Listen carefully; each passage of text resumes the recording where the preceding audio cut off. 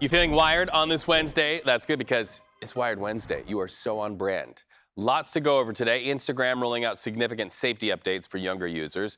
A bipartisan group of attorneys general calling for the Surgeon General to issue warning labels on social media apps. And the latest Apple Watch, this is what I can't wait to talk about, has just received FDA approval for sleep apnea detection. Joining us to break it all down is CNET producer and video host Abrar Al-Heeti. Welcome, Abrar. So let's get into it. Instagram and its major overhaul aimed at enhancing safety protections for younger users. What kind of feedback do you anticipate from teenagers who are, over the next 60 days, starting to see these changes be implemented?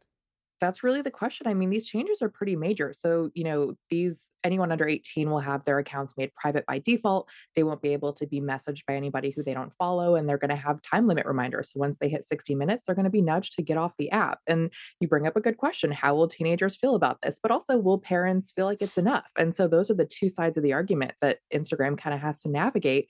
But the other piece of the puzzle is even if Instagram says we're rolling out these measures for anyone under 18, it's still possible for people to lie about their age. So that's the next challenge. How can Instagram Ah, crack down on people who are lying about their age? And they have some measures in place, but they say they're still working on tech to more actively combat that problem. okay. Well, in a rare show of bipartisan agreement, California Attorney General Rob Bonta, in addition to 41 other state attorneys general, they're calling for Congress to impose a Surgeon General warning on labels on these media apps. How could these warning labels impact behavior, and particularly for these young people we're talking about?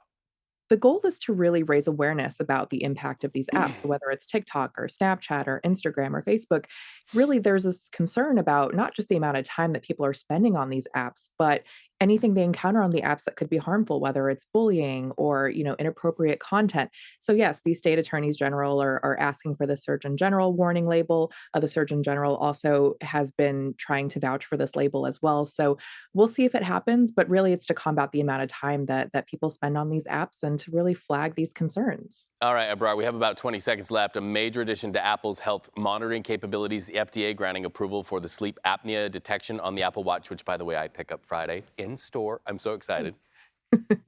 I love that. So this is really a really cool feature. If you're comfortable wearing your Apple Watch while you sleep, you wear it for at least 10 nights, and it can measure using the accelerometer and machine learning. It can send you a notification if it thinks that you might need to talk to a doctor about any breathing issues. So really cool to just have something baked into something you already wear. All right, and we're buddies. This we know, and our audience knows this. But this morning, I'm a little mad at you. Your desk is too clean. You're showing me up. Oh, you know what? I'm visiting home right now, so this is not my usual desk, but it's here as a prop to make it look like I'm very studious. Well, mom and dad are credited with being completely Yes, neat. I All I will right. pass that along. Thank you. Please thank them for the object lesson this morning. And my kids, if you're watching, do that. Do what Abrar does, or Abrar's mom and dad. We'll see you back there when you visit us back at your own mess later, Abrar. Thank Yes, you so exactly. much. Thank you.